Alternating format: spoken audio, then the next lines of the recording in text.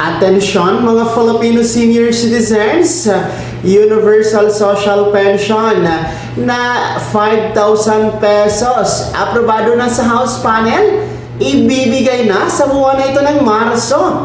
Ang katotohanan, aalamin natin. Hello mga ka-vlogs! Welcome dito sa aking YouTube channel. Magandang araw po sa lahat ng mga manonood. Saan po kayong dako sa mundo? Kumusta mga ka-vlogs? Eto, makinig kayo mga lolo at lola. Dahil 5,000 piso na buwan ng pensyon sa ilalim ng Universal Social Pension, aprobado na sa House Panel, ibibigay na daw sa buwan na ito ng Marso. Ano nga ba ang totoo? Narito, pakinggan, panoorin niyo po ang NCC Chairperson na si Attorney Merceditas Gutierrez.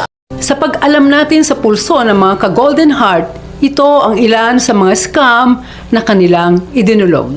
Makikita sa screen, isang YouTube video na may 10,000 views na as of February 19, 2026 na nagsasabing inaprubahan ng House Panel ang 5,000 Universal Social Pension para sa lahat ng senior citizens. At ngayong buwan umano, makukuha yan. Naku po, hindi din po totoo yan dahil hindi pa po naisa sa batas ang Universal Social Pension Bill. Again, huwag niyong paniwalaan yan.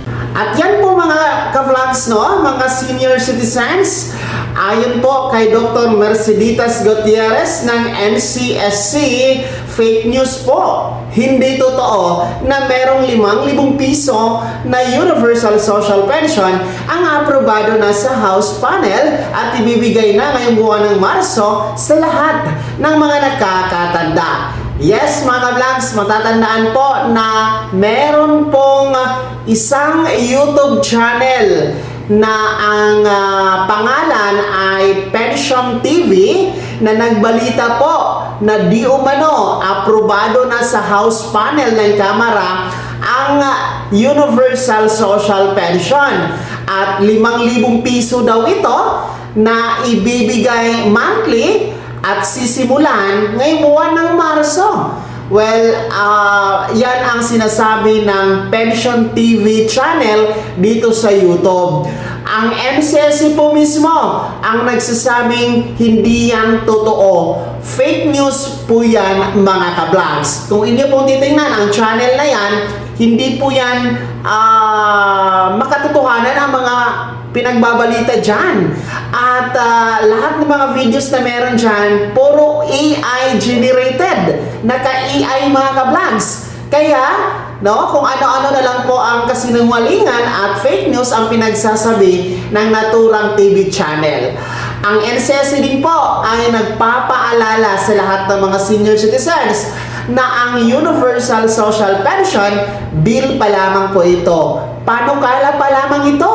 Nasa Kamara pa po ang substitute bill kung saan ay kaka-approve lang ito sa House Committee Panel bago nagtapos ang Christmas break o bago nag-Christmas break last 2025, no? And then yung nasa Senado naman po, yun po yung una at original na version, which is 19 Congress pa po yun na ipasa, no? Yung 500 pesos na Universal Social Pension monthly. Kaya nga po nagkaroon ng substitute bill, which is yung 500 pesos ay ginawa pong 1,000 pesos monthly. Pero lahat ng yan, panukala pa lamang.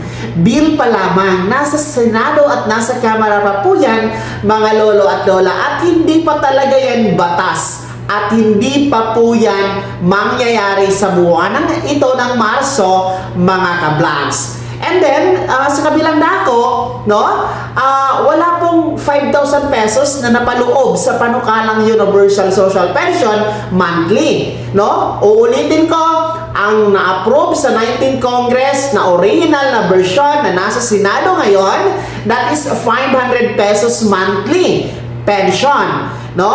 Tapos yung substitute bill na inapprove po ng Kamara bago ang Christmas break last 2025, nakaraang taon lang, no? Approve na po sa House Panel, ay 1,000 pesos lang po yun, no? Kaya malayo sa 5,000 piso. No? Actually, meron ng third version, ang Universal Social Pension Bill. Yung version po ni Senator Risa Hontiveros, which is 1,500 pesos monthly pension ang kanyang version. Kaso lang, pinag-iisipan at pinagtatalunan yan ng ating mga may akda at mga mambabatas, pati NCSC. Kasi nga, parang hindi naman kakayanin yung 1,500 monthly. No?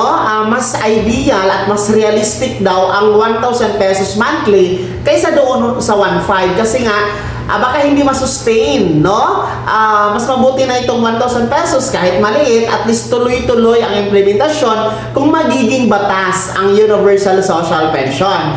How much more, no? Doon sa sinasabing 5,000 piso buwan ng pensyon, naku po, napakalaking pondo ang kailangan dyan, mga lolo at lola. Kaya halatang halata na fake news, maling impormasyon, at hindi totoo ang pinagsasabi ng Pension TV YouTube channel regarding po sa Universal Social Pension, mga ka-vlogs. Kaya, wag na wag kayong maniniwala sa mga balitang ganyan. Mas mabuting wag nyo na pong panoorin ang channel na yan kasi mas lalo kayong maiinis, mas lalo kayong aasa, mali naman pala yung impormasyon na inyong pinapanood, naka-AI pa, di ba? So, wag nyo nang tangkilikin ang ganoong mga nagbabalita, mga ka-vlogs, dahil nakakasama lang po yan ng loob at pinapaasa lang po kayo, mga lolo at lola. Well, uulitin ko po ang Universal Social Pension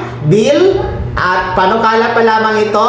Kaya kung gusto niyo po ng update na totoo, no, andyan naman po ang NCSC, merong official Facebook page, ang DSWD, meron din po, nag-a-update yan sila, no, kasi malalaman niyo naman kung magiging approve na, magiging batas na ang Universal Social Pension Bill dahil ilalathala ito sa diaryo, ibabalita ito sa national television, no? Ipopost ito sa official Facebook page ng NCSC at DSWD.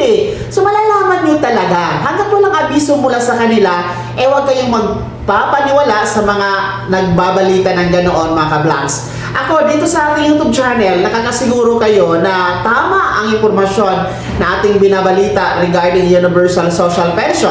Kaya nga po tayo ay kaisa ng NCSC at DSWD sa pagsugpo sa mga maling o fake news, no, na kumakalat ngayon dito sa YouTube at social media platform, mga ka-vlogs. Kaya naman mga senior citizens, sino sa inyo dito ang mga nakapanood at nakabasa din po ng ganoon na balita na di umano magsisimula na ngayong Marso ang Universal Social Pension na nagkakahalaga ng 5,000 piso, no? Meron po ba? Ibahagi niyo po sa comment section na nasa baba, pakilakip ng buong pangalan at kung taga saan kayo. Kung bago ka pa lang sa aking channel o di ka pa nakasubscribe, i-click niyo muna ang subscribe button na nasa baba. Huwag kalimutan na pindutin ang notification bell, ilagay sa all para una ka sa mga balitang i-upload ko. Maraming salamat.